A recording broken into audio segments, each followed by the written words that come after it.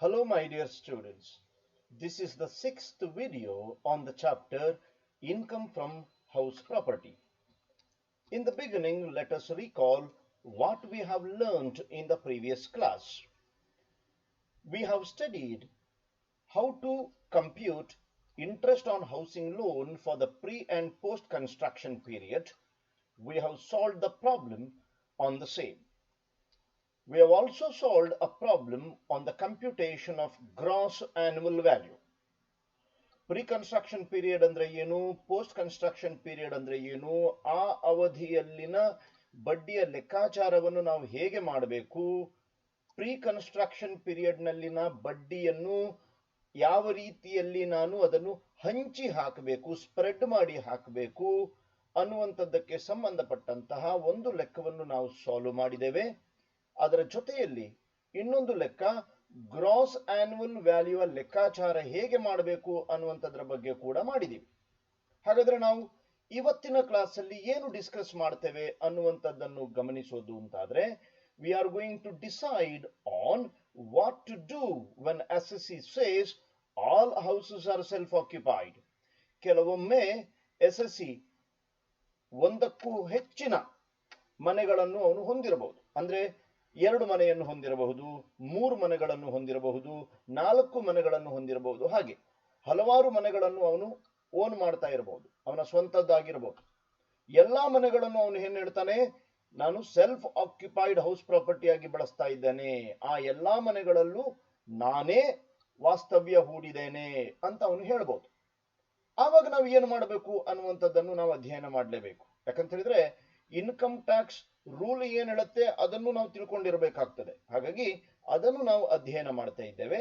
ಅದಕ್ಕೆ ಸಂಬಂಧಪಟ್ಟ ಹಾಗೆ we are going to solve problems as well. ಅದಕ್ಕೆ ಸಂಬಂಧಪಟ್ಟ ಲೆಕ್ಕಗಳನ್ನು ನಾನು ಮಾಡ್ತಾ ಇದ್ದೇನೆ. ಸರಿ ತಾನೆ? ಮುಂದುವರಿಯೋಣ. First is to decide on what to do when SSC says all houses are self occupied. ಏನ್ ಮಾಡೋದಪ್ಪ, ಈಗ ಎಸ್ಎಸ್ಸಿ ಹೇಳ್ತಾನೆ ಎಲ್ಲಾ ಮನೆಯಲ್ಲೂ ನಾನೇ ಇದ್ದೇನೆ, ನಾನೇ ವಾಸ್ತವ್ಯ ಹೂಡಿದ್ದೇನೆ, ಎಲ್ಲ ಮನೆಗಳು ನನ್ನ ಸೆಲ್ಫ್ ಆಕ್ಯುಪೈಡ್ ಹೌಸ್ ಪ್ರಾಪರ್ಟಿ ಅಂತ ಹೇಳಿದಾಗ ಇನ್ಕಮ್ ಟ್ಯಾಕ್ಸ್ ರೂಲ್ ಏನ್ ಹೇಳುತ್ತೆ ಗಮನಿಸ್ಕೊಳ್ಳಿ. From the assessment year 2020-21 2020-21 assessment year ನಿಂದ assessee can claim 2 houses as self occupied house property. 2 ಮನೆಗಳನ್ನು ಅವನು ಸೆಲ್ಫ್ ಆಕ್ಯುಪೈಡ್ ಹೌಸ್ ಪ್ರಾಪರ್ಟಿ ಅಂತ ಪರಿಗಣಿಸಬಹುದು.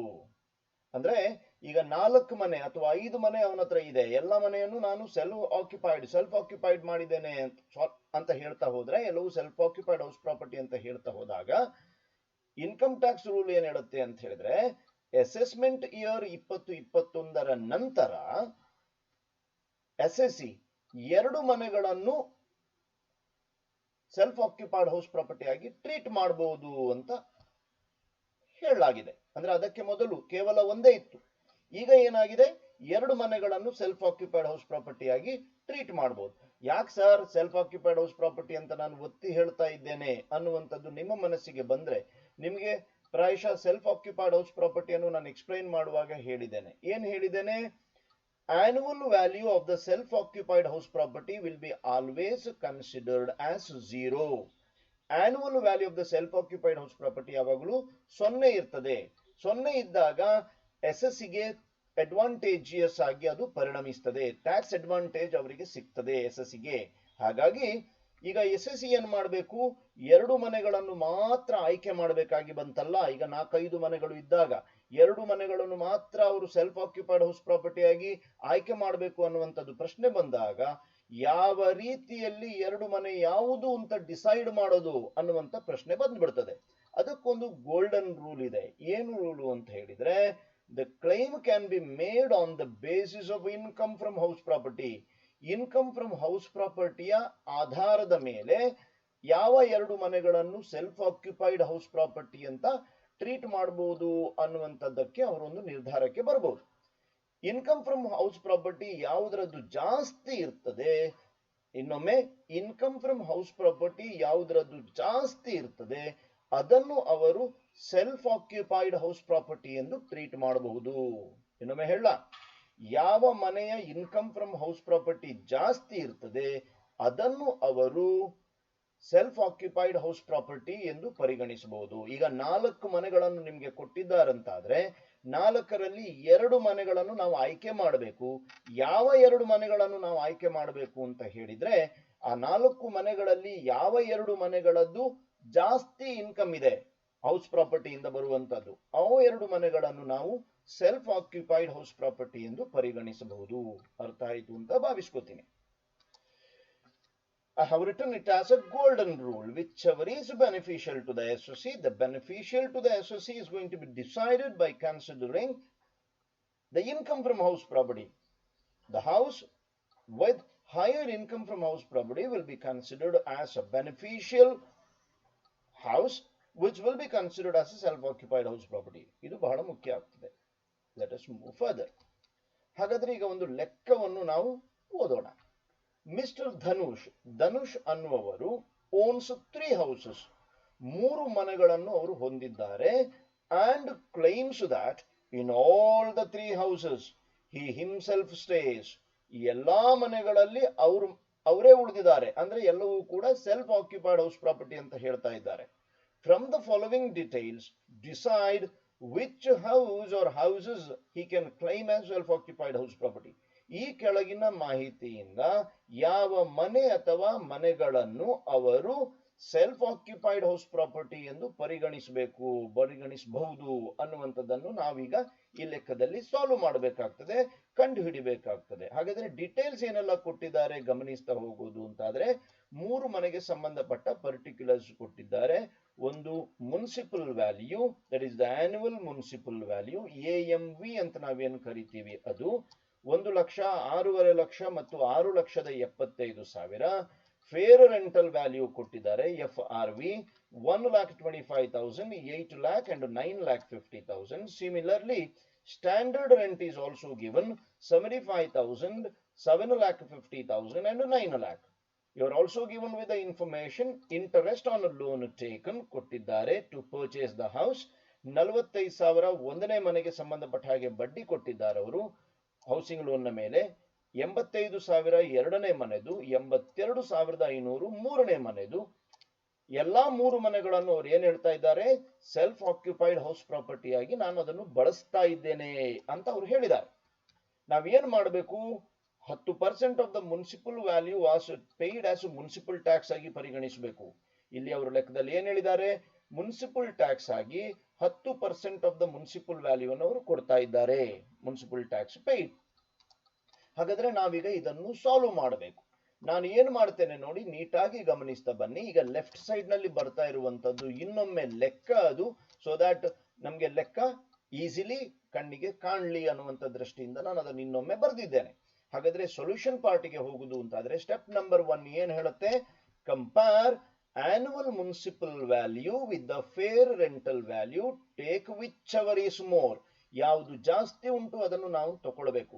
ನೀವು ಅಲ್ಲಿ ಗಮನಿಸಿ, ಆನ್ಯುವಲ್ ಮುನ್ಸಿಪಲ್ ವ್ಯಾಲ್ಯೂ ಹೌಸ್ 1 ಇದ್ದು 1 ಲಕ್ಷ ಇದೆ, ಫೇರ್ ರೆಂಟಲ್ ವ್ಯಾಲ್ಯೂ 1,25,000 ಇದೆ. ಅವೆರಡರಲ್ಲಿ ಯಾವುದು ಜಾಸ್ತಿ, 1,25,000 ಜಾಸ್ತಿ. ಎರಡನೇ ಮನೆದ್ರಲ್ಲಿ 8 ಲಕ್ಷ ಜಾಸ್ತಿ, ಮೂರನೇ ಮನೆದ್ರಲ್ಲಿ 9.5 ಲಕ್ಷ ಜಾಸ್ತಿ. ಸೊ ಸ್ಟೆಪ್ ನಂಬರ್ 1 ನ ಆನ್ಸರ್ ಬಂತು ನಮಗೆ. ಏನು ಆನ್ಸರ್ ಬಂತು, ಯಾವುದು ಜಾಸ್ತಿ ಅವೆರಡರಲ್ಲಿ, ಆನ್ಯುವಲ್ ಮುನ್ಸಿಪಲ್ ವ್ಯಾಲ್ಯೂ ಮತ್ತು ಫೇರ್ ರೆಂಟಲ್ ವ್ಯಾಲ್ಯೂನಲ್ಲಿ ಯಾವುದು ಜಾಸ್ತಿ ಅದನ್ನು ಪರಿಗಣಿಸಿ ನಮಗೆ ಸ್ಟೆಪ್ ನಂಬರ್ 1 ನ ಆನ್ಸರ್ ಬಂತು.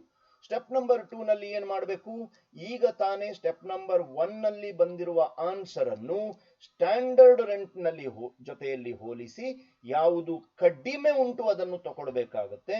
ಹೋಲಿಸುವ ತಾನೆ. 1,25,000ವನ್ನು ನಾನು 75,000 ಜೊತೆಯಲ್ಲಿ ಹೋಲಿಸ್ತೇನೆ, ಸ್ಟ್ಯಾಂಡರ್ಡ್ ರೆಂಟ್. ಹಾಗಾಗಿ ಯಾವುದು ಕಡಿಮೆ ಉಂಟು, 75,000 ಕಡಿಮೆ ಉಂಟು. ಅದೇ ರೀತಿಯಲ್ಲಿ 8 ಲಕ್ಷವನ್ನು ಸ್ಟೆಪ್ ನಂಬರ್ 1 ನ ಆನ್ಸರ್ ಅದು, 8 ಲಕ್ಷವನ್ನು ನಾನು 7.5 ಲಕ್ಷದ ಜೊತೆಯಲ್ಲಿ ಹೋಲಿಸ್ತೇನೆ. ಯಾವುದು ಕಡಿಮೆ, 7.5 ಲಕ್ಷ ಕಡಿಮೆ, ಅದು ನನ್ನ ಆನ್ಸರ್ ಆಯ್ತು. ಮೂರನೇದು ಏನು, I have to compare step number 1 ನ ಆನ್ಸರ್ ಎಷ್ಟುದು, 9 ಲಕ್ಷ. 9 ಲಕ್ಷವನ್ನು ನಾನು ಯಾವುದರ ಜೊತೆಯಲ್ಲಿ ಹೋಲಿಸಬೇಕಾಗ್ತದೆ, I have to compare 9.5 lakh ಮತ್ತು 9 ಲಕ್ಷವನ್ನು ಕಂಪೇರ್ ಮಾಡಬೇಕಾಗ್ತದೆ. 9.5 ಲಕ್ಷ ಏನು ಸ್ಟೆಪ್ ನಂಬರ್ 1 ನ ಆನ್ಸರ್ ಇದೆ, ಅದನ್ನು ಸ್ಟ್ಯಾಂಡರ್ಡ್ ರೆಂಟ್ ಆದ 9 ಲಕ್ಷ ಜೊತೆಯಲ್ಲಿ ಹೋಲಿಸಿ ಯಾವುದು ಕಡಿಮೆ ಉಂಟು ಅದನ್ನು ತೆಕ್ಕೊಂಡೆ, 9 ಲಕ್ಷ ಕಡಿಮೆ. ಆ ಮೂಲಕ ನನಗೆ ಎಕ್ಸ್ಪೆಕ್ಟೆಡ್ ರೆಂಟ್ ಬಂತು. ಈಗ ನಾನು ಏನ್ ಮಾಡಬೇಕು? I have to go to the third step. ಅಲ್ಲಿ ನಾನು ಗ್ರಾಸ್ ಆನ್ಯುವಲ್ ವ್ಯಾಲ್ಯೂ ಅನ್ನು ಲೆಕ್ಕಾಚಾರ ಮಾಡಬೇಕು. ಗ್ರಾಸ್ ಆನ್ಯುವಲ್ ವ್ಯಾಲ್ಯೂ ಅನ್ನು ನಾವು ಹೇಗೆ ಲೆಕ್ಕಾಚಾರ ಮಾಡ್ತೇವೆ? ಎಕ್ಸ್ಪೆಕ್ಟೆಡ್ ರೆಂಟ್ ಅನ್ನು ಆಕ್ಚುಯಲ್ ರೆಂಟ್ ರಿಸೀವ್ಡ್ ನ ಜೊತೆಯಲ್ಲಿ ಹೋಲಿಸಬೇಕು. ಯಾವುದು ಜಾಸ್ತಿ ಅದನ್ನು ತಗೊಳ್ಬೇಕು. ಇನ್ನೊಮ್ಮೆ ಹೇಳ ಮಕ್ಕಳೇ, ಎಕ್ಸ್ಪೆಕ್ಟೆಡ್ ರೆಂಟ್ ಅದು ಎರಡನೇ ಸ್ಟೆಪ್ ಅಲ್ಲಿ ಬಂದಿರ್ತದೆ. ಅದನ್ನು ಆಕ್ಚುಯಲ್ ರೆಂಟ್ ರಿಸೀವ್ಡ್ ನ ಜೊತೆಯಲ್ಲಿ ಹೋಲಿಸಬೇಕು ಮತ್ತು ಯಾವುದು ಜಾಸ್ತಿ ಅದನ್ನು ತಗೊಳ್ಬೇಕು. ಬಟ್ ಈ ಲೆಕ್ಕದಲ್ಲಿ ನೀವು ಗಮನಿಸಬೇಕಾಗ್ತದೆ, ಅವರು ಆ ಮನೆಗಳನ್ನೆಲ್ಲ ಏನಂತ ಹೇಳಿದ್ದಾರೆ? ತಮ್ಮ ಸ್ವಂತದ ಬಳಕೆಗೆ ಬಳಸ್ತಾ ಇದ್ದಾರೆ, ಸೆಲ್ಫ್ ಆಕ್ಯುಪೈಡ್ ಹೌಸ್ ಪ್ರಾಪರ್ಟಿ ಆಗಿ ಬಳಸ್ತಾ ಇದ್ದಾರೆ ಅಂತ ಹೇಳಿದ್ರೆ, ಅವರೇ ಇರುವ ಕಾರಣದಿಂದ ಆ ಮನೆಗಳಿಗೆ ಅವರಿಗೆ ಬಾಡಿಗೆ ಬರುವಂತದ್ದು ನಿಂತು ಹೋಗ್ತದೆ. ಬಾಡಿಗೆ ಇರೋದಿಲ್ಲ. ಯಾಕಂತ ಹೇಳಿದ್ರೆ ನಮ್ಮ ಮನೆಯಲ್ಲಿ ನಾವೇ ಇದ್ರೆ ನಾವು ಅಲ್ಲಿ ಬಾಡಿಗೆ ಕೊಡುವ ಪ್ರಶ್ನೆ ಬರೋದಿಲ್ಲ. ಹಾಗಾಗಿ ಅಲ್ಲಿ ಬಾಡಿಗೆ ಬರೋದಿಲ್ಲ. ಹಾಗಾಗಿ ನಾವಿಲ್ಲಿ ಕಂಪೇರ್ ಮಾಡ್ಲಿಕ್ಕೆ ಬರೋದಿಲ್ಲ. ನೇರವಾಗಿ ಏನು ಎಕ್ಸ್ಪೆಕ್ಟೆಡ್ ರೆಂಟ್ ಬರುತ್ತೆ ಅದೇ ನಮ್ಮ ಗ್ರಾಸ್ ಆನ್ಯುವಲ್ ವ್ಯಾಲ್ಯೂ ಆಗ್ತದೆ. ಎಷ್ಟು ಬಂತು? 75,000, 7.5 ಲಕ್ಷ ಮತ್ತು 9 ಲಕ್ಷ. ಹಾಗಾದ್ರೆ ನಾವೀಗ ನೆಕ್ಸ್ಟ್ ಸ್ಟೆಪ್ ಅಲ್ಲಿ ಏನು ಕಂಡುಹಿಡಿಬೇಕು? We have to find out the annual value. Annual value ಹೇಗೆ ಕಂಡುಹಿಡಿತೇವೆ? ಗ್ರಾಸ್ ಆನ್ಯುವಲ್ ವ್ಯಾಲ್ಯೂನಿಂದ, ಇನ್ನೊಮ್ಮೆ ಗ್ರಾಸ್ ಆನ್ಯುವಲ್ ವ್ಯಾಲ್ಯೂನಿಂದ ಮುನ್ಸಿಪಲ್ ಟ್ಯಾಕ್ಸ್ ಏನು 10% ಪೇಮೆಂಟ್ ಮಾಡಿದ್ದಾರೆ, ಪೇಮೆಂಟ್ ಮಾಡಿದ್ರೆ ಮಾತ್ರ ನಾವು ಅದನ್ನು ಕಳಿಬೇಕಾಗ್ತದೆ. ಕಳಿಯುವ ತಾನೆ 10% ಆಫ್ ದ ಮುನ್ಸಿಪಲ್ ವ್ಯಾಲ್ಯೂ. ಗಮನಿಸಿ, ಒಂದನೇ ಮನೆದು 1 ಲಕ್ಷ ಇದೆ, 10% ಅಂದ್ರೆ 10,000 ಆಯಿತು ಮುನ್ಸಿಪಲ್ ಟ್ಯಾಕ್ಸ್ ಪೇಯ್ಡ್. ಎರಡನೇ ಮನೆದು 6.5 ಲಕ್ಷ ಉಂಟು ಆನ್ಯುವಲ್ ಮುನ್ಸಿಪಲ್ ವ್ಯಾಲ್ಯೂ, ಅದರ 10% ಅಂದ್ರೆ 65,000 ಆಯಿತು. ಮೂರನೇ ಮನೆದು 6,75,000 ಉಂಟು, ಅದರ 10% ಅಂದ್ರೆ 67,500 ರೂಪಾಯಿ ಆಯಿತು. ಪೇಮೆಂಟ್ ಮಾಡಿದ್ದಕ್ಕೋಸ್ಕರ ಕಳೆದಿದ್ದೇನೆ. ಪೇಮೆಂಟ್ ಮಾಡಲಿಲ್ಲ ಅಂತಾದ್ರೆ ಕಳಿಲಿಕ್ಕಿಲ್ಲ. Please remember it. ಕಳೆದು ಬರುವಂತದ್ದೇ ಏನಾಗ್ತದೆ? ಆನ್ಯುವಲ್ ವ್ಯಾಲ್ಯೂ ಆಯಿತು 65,000, 6,85,000 ಮತ್ತು 8,32,500 ರೂಪಾಯಿ. ನಮ್ಗೀಗ ಆನ್ಯುವಲ್ ವ್ಯಾಲ್ಯೂ ತನಕ ಬಂದ್ವಿ. ನಾವು ಮಾತ್ರ ಯಾವ ಬೇಸಿಸ್ ಅಲ್ಲಿ ಡಿಸೈಡ್ ಮಾಡೋದು? On the basis of income from house property ನಾವು ಡಿಸೈಡ್ ಮಾಡಬೇಕು. ಮುಂದುವರಿವಲ್ಲ. Let me rewrite the annual value. First ಮನೆದು 65,000, ಎರಡನೇ ಮನೆದು 6,85,000, ಮೂರನೇ ಮನೆದು 8,32,500. ಈಗ ನಾನು ಡಿಡಕ್ಷನ್ಸ್ ಮಾಡಬೇಕು ಅಂಡರ್ ಸೆಕ್ಷನ್ 24. ಒಂದನೇದು ಏನು? Standard deduction. ಸರಿಯಲ್ಲ? ಎಷ್ಟು? 30% ನಾನು ಡಿಡಕ್ಟ್ ಮಾಡಬಹುದು. ಯಾವುದರ ವ್ಯಾಲ್ಯೂ?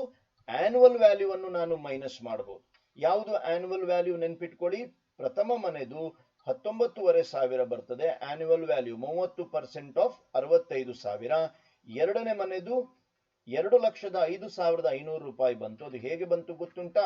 ಆನ್ಯುವಲ್ ವ್ಯಾಲ್ಯೂ ಏನು 6,85,000 ಇದೆ, ಅದರ 30% ನಾನು ಮಾಡಿದಾಗ 2,05,500 ರೂಪಾಯಿ ಬಂತು. ಮೂರನೇ ಮನೆದು 8,32,500 ರೂಪಾಯಿಯ ಮೇಲೆ 30% ನಾನು ಲೆಕ್ಕಾಚಾರ ಮಾಡಿದರೆ 2,49,750 ಬಂತು. ಸರ್, ನೀವು ಯಾಕೆ ಇಲ್ಲಿ ಬ್ರಾಕೆಟ್ ನಲ್ಲಿ ಹಾಕಿದ್ದೀರಿ ಅಂತ ನಿಮಗೆ ಮನಸ್ಸಿಗೆ ಬಂತು ಅಂತ. ಆದ್ರೆ ಬ್ರಾಕೆಟ್ ನಲ್ಲಿ ಬಂದದ್ದು ಅಂತ ಹೇಳಿದ್ರೆ it is a minus figure ಅಂತ ಅರ್ಥ. ನಾನು ಮೈನಸ್ ಮಾಡಬೇಕು ಅಂತ ಅರ್ಥ. ಆಯ್ತಲ್ಲ?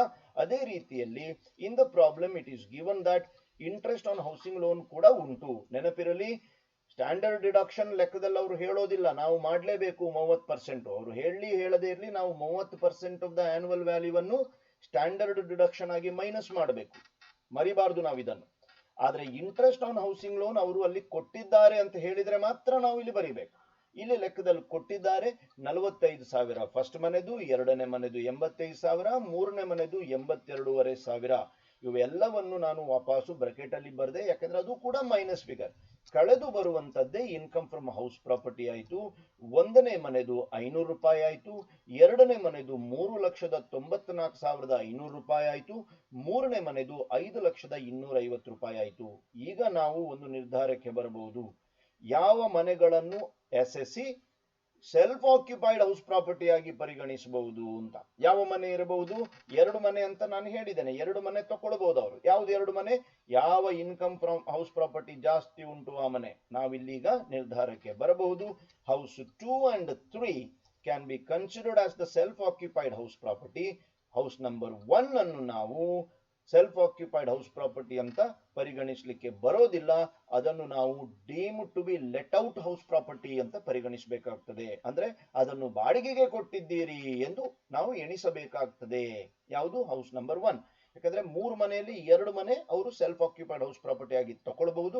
2 ಮನೆಯ ಇನ್ಕಮ್ ಫ್ರಮ್ ಹೌಸ್ ಪ್ರಾಪರ್ಟಿ ಯಾವುದು ಜಾಸ್ತಿ ಇದೆ ಆ 2 ಮನೆ, ಅಂದ್ರೆ 2 ಮತ್ತು 3ನೇ ಮನೆ. ಹಾಗಾಗಿ ನಾನೀಗ ಇನ್ನೊಮ್ಮೆ ರೀಕ್ಯಾಲ್ಕುಲೇಷನ್ ಮಾಡಬೇಕಾಯ್ತು. ರೀಕ್ಯಾಲ್ಕುಲೇಷನ್ ಮಾಡ್ತೇನೆ ಇನ್ಕಮ್ ಫ್ರಮ್ ಹೌಸ್ ಪ್ರಾಪರ್ಟಿಯ ಲೆಕ್ಕಾಚಾರ. ಸೊಲ್ಯೂಷನ್ ರೀಕ್ಯಾಲ್ಕುಲೇಟರ್. ಆನ್ಯುವಲ್ ವ್ಯಾಲ್ಯೂ ನಾವು ಬರಿಬೇಕೀಗ. ನಮ್ಗೆ ಗೊತ್ತು ಯಾವ ಯಾವ ಮನೆಯನ್ನು ನಾವು ಸೆಲ್ಫ್ ಆಕ್ಯುಪೈಡ್ ಹೌಸ್ ಪ್ರಾಪರ್ಟಿ ಅಂತ ಕರಿತೇವೆ ಅವುಗಳ ಆನ್ಯುವಲ್ ವ್ಯಾಲ್ಯೂ ಯಾವಾಗಲೂ 0 ಇರುತ್ತೆ. 2ನೇ ಮನೆ ಮತ್ತು 3ನೇ ಮನೆ ಸೆಲ್ಫ್ ಆಕ್ಯುಪೈಡ್ ಹೌಸ್ ಪ್ರಾಪರ್ಟಿ ಆದ ಕಾರಣ ಆನ್ಯುವಲ್ ವ್ಯಾಲ್ಯೂ 0 ಆಯಿತು. ಹಾಗಾಗಿ 1ನೇ ಮನೆದು ಮಾತ್ರ ನಾನು ಆನ್ಯುವಲ್ ವ್ಯಾಲ್ಯೂ ಬರಿಬೇಕು. ಆನ್ಯುವಲ್ ವ್ಯಾಲ್ಯೂ ನಾವು ಹಿಂದಿನ ಸ್ಲೈಡ್ಗಳಲ್ಲಿ ನೋಡಿದ್ದೇವೆ, ಕ್ಯಾಲ್ಕುಲೇಟ್ ಮಾಡಿದ್ದೇವೆ, 65,000. House number 2 and 3 are self occupied house property. ಹಾಗಾಗಿ ಅವುಗಳ ಆನ್ಯುವಲ್ ವ್ಯಾಲ್ಯೂ ನಿಲ್ ಆಯಿತು, 0 ಆಯಿತು. ಈಗ ನಾನು ಆಸ್ ಯೂಶುವಲ್ ಡಿಡಕ್ಷನ್ ಮಾಡಬೇಕು ಅಂಡರ್ ಸೆಕ್ಷನ್ 24. ಸ್ಟ್ಯಾಂಡರ್ಡ್ ಡಿಡಕ್ಷನ್ ಮಾಡೋಣ. 30% ಆಫ್ ಆನ್ಯುವಲ್ ವ್ಯಾಲ್ಯೂ 19,500. ಅದು ಫಸ್ಟ್ ಮನೆದು. ಸರ್ 2ನೇ ಮನೆದು ಅಲ್ಲಿ ನೀವು ಕ್ಯಾಲ್ಕುಲೇಟ್ ಮಾಡಿದಿರಿ, ಇಲ್ಲಿ ಯಾಕೆ ಕ್ಯಾಲ್ಕುಲೇಟ್ ಮಾಡಲಿಲ್ಲ ಕೇಳಿದ್ರೆ ಇಲ್ಲಿ ಏನಾಯ್ತು? ಅದು ಆನ್ಯುವಲ್ ವ್ಯಾಲ್ಯೂ 0 ಆಯಿತು. ನಾನಲ್ಲಿ ಯಾಕೆ ಕ್ಯಾಲ್ಕುಲೇಟ್ ಮಾಡಿದೆ?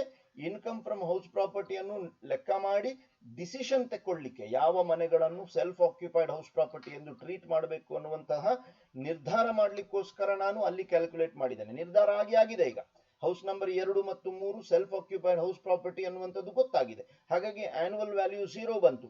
0ನ 30% ಇಸ್ ಆಲ್ಸೋ 0. ಹಾಗಾಗಿ ಡ್ಯಾಶ್ ಡ್ಯಾಶ್ ಹಾಕಿದ್ದೇನೆ. 2ನೇದು interest on housing loan 45,000, 85,000, 82,500. Sir ಇಲ್ಲಿ ಬರೆದ್ರಿ ಅಲ್ಲ ನೀವು ಅಂತ ಕೇಳಿದ್ರೆ ಇಂಟ್ರೆಸ್ಟ್ ಕೊಟ್ಟದ್ದು ಹೌದು, ಅಲ್ಲಿ ಕ್ಯಾಲ್ಕುಲೇಟ್ ಮಾಡಕ್ಕೆ ಬರಲ್ಲ. 30% ಆಫ್ 0 is 0. ಇಲ್ಲಿ ನಾವು ಬಡ್ಡಿ ಕೊಟ್ಟದ್ದು ಹೌದು, ಹಾಗಾಗಿ ನಾನು ಅದನ್ನು ಬರೆದಿದ್ದೇನೆ ಆಸ್ ಎ ಮೈನಸ್ ಫಿಗರ್. ಹಾಗಾಗಿ ಇನ್ಕಮ್ ಫ್ರಮ್ ಹೌಸ್ ಪ್ರಾಪರ್ಟಿ ನೋಡಿ, 1ನೇ ಮನೆದು 500 ರೂಪಾಯಿ ಪ್ಲಸ್ ಇದೆ, 2ನೇ ಮನೆಗಳು ಮತ್ತು 3ನೇ ಮನೆಯಲ್ಲಿ ನಮಗೆ ನೆಗೆಟಿವ್ ಇನ್ಕಮ್ ಇದೆ. ಹಾಗಾಗಿ ನಮ್ಮ total income from house property ಎಷ್ಟಾಗ್ತದೆ ಅಂತ ಹೇಳಿದ್ರೆ +500 -85,000 -82,500 ಅಂತ ಹೇಳಿದ್ರೆ -1,67,000 ಇದೆ. ನಮಗೆ ಲಾಸ್ ಫ್ರಮ್ ಹೌಸ್ ಪ್ರಾಪರ್ಟಿ ಇದೆ. ಇದರಲ್ಲಿ income from house property negative ಇದೆ. There is a loss. ಅರ್ಥ ಆಯ್ತು ಅಂತ ಭಾವಿಸ್ಕೋತೇನೆ. Let me move to the next problem. ಈ ಪ್ರಾಬ್ಲಮ್ ನಲ್ಲಿ ನಾವು ಹೇಗೆ ಏನು ಡಿಸೈಡ್ ಮಾಡ್ತೇವೆ ಗಮನಿಸಿಕೊಳ್ಳಿ. From the following details decide which house or houses you can claim as self occupied house property. ಇಲ್ಲಿ ಕೂಡ ಅದೇ, ಯಾವ ಮನೆ ಅಥವಾ ಮನೆಗಳನ್ನು ಸೆಲ್ಫ್ ಆಕ್ಯುಪೈಡ್ ಹೌಸ್ ಪ್ರಾಪರ್ಟಿ ಎಂದು ಪರಿಗಣಿಸಬಹುದು ಅಂತ. ಇಲ್ಲಿ ಮಾತ್ರ 4 ಮನೆಗಳನ್ನು ನೀಡಲಾಗಿದೆ. ಅಲ್ಲಿ 3 ಇತ್ತು. ಆನ್ಯುವಲ್ ಮುನ್ಸಿಪಲ್ ವ್ಯಾಲ್ಯೂ ಕೊಟ್ಟಿದ್ದಾರೆ, ಫೇರ್ ರೆಂಟಲ್ ವ್ಯಾಲ್ಯೂ ಕೊಟ್ಟಿದ್ದಾರೆ, ಸ್ಟ್ಯಾಂಡರ್ಡ್ ರೆಂಟ್ ಕೊಟ್ಟಿದ್ದಾರೆ, ಮುನ್ಸಿಪಲ್ ಟ್ಯಾಕ್ಸ್ ಕೊಟ್ಟಿದ್ದಾರೆ. 15%, 15%, 15%, 15%. ಎಲ್ಲವೂ ಕೂಡ ಮುನ್ಸಿಪಲ್ ಟ್ಯಾಕ್ಸ್ ಯಾವಾಗಲೂ ಮುನ್ಸಿಪಲ್ ವ್ಯಾಲ್ಯೂನ ಮೇಲೆ ಲೆಕ್ಕಾಚಾರ ಆಗುದು.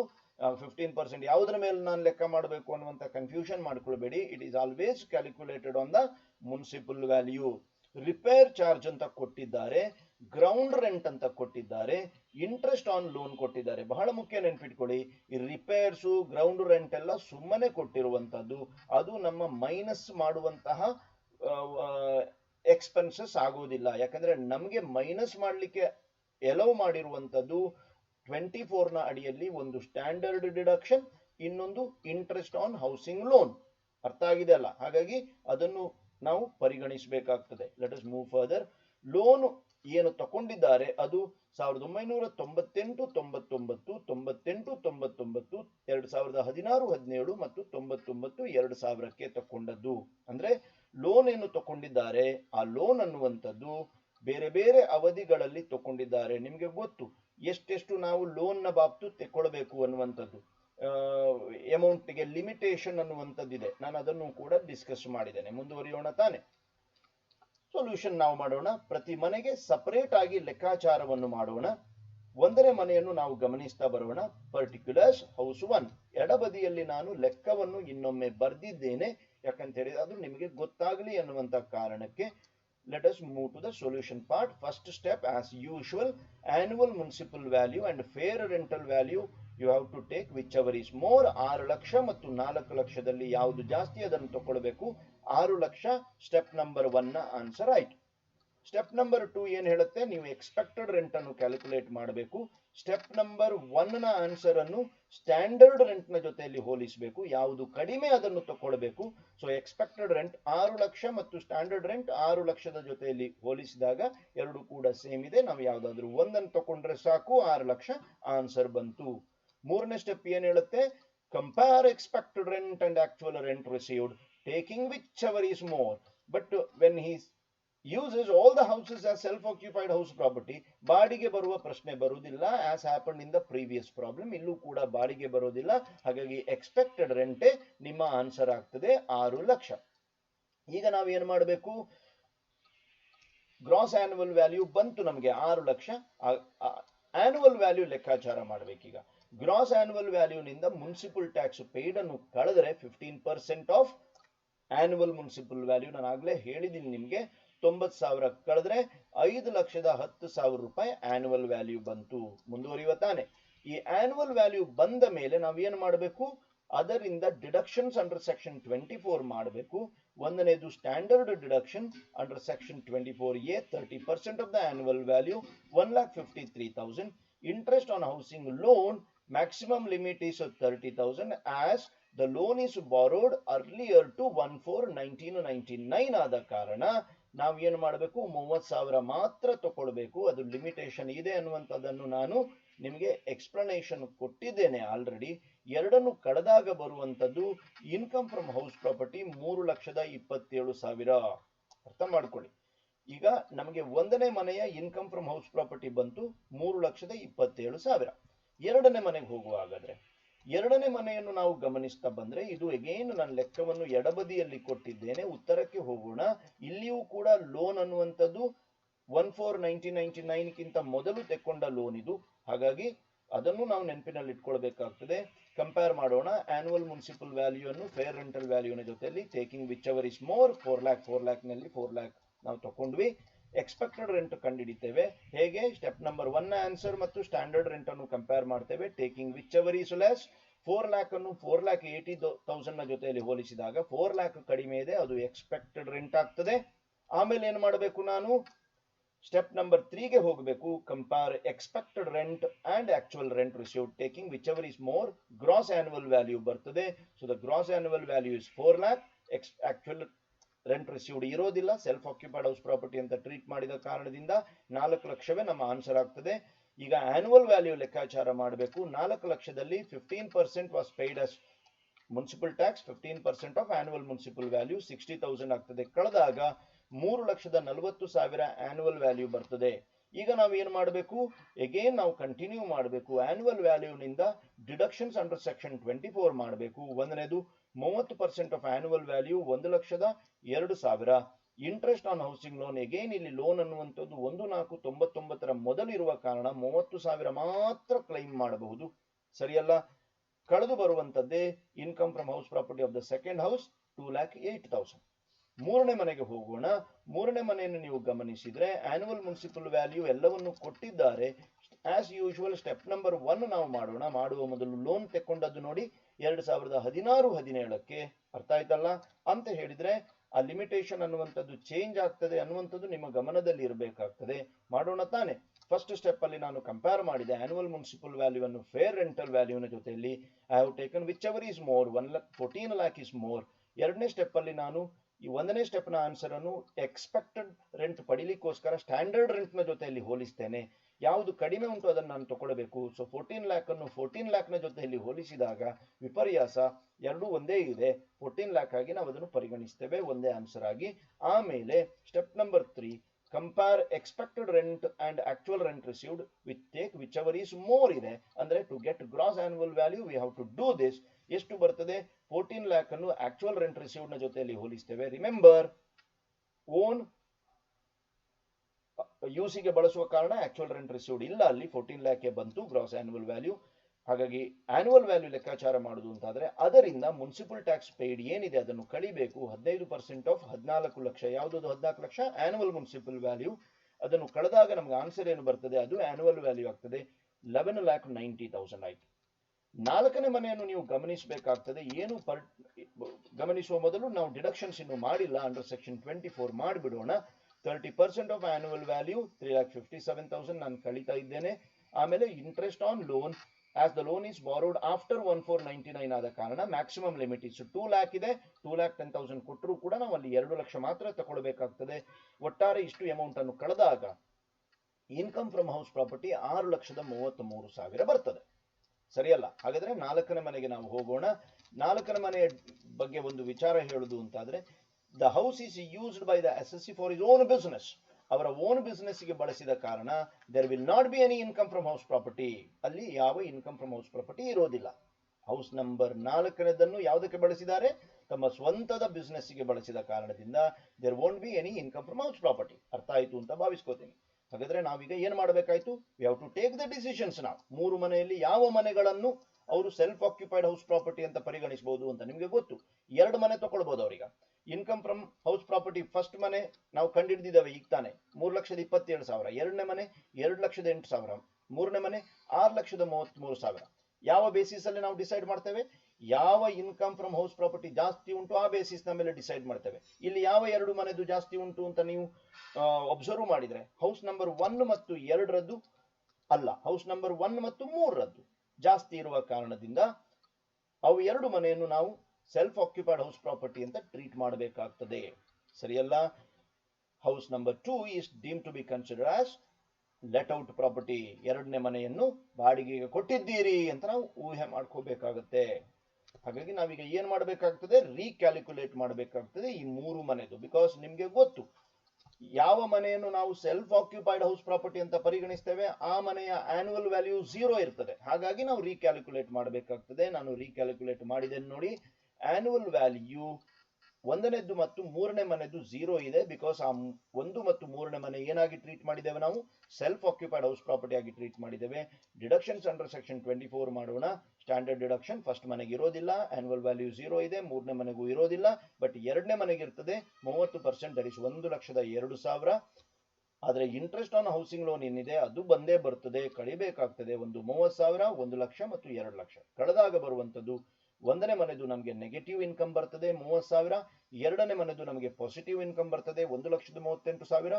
3ನೇ ಮನೆದು ನಮಗೆ ನೆಗೆಟಿವ್ ಇನ್ಕಮ್ ಬರ್ತದೆ 2 ಲಕ್ಷ.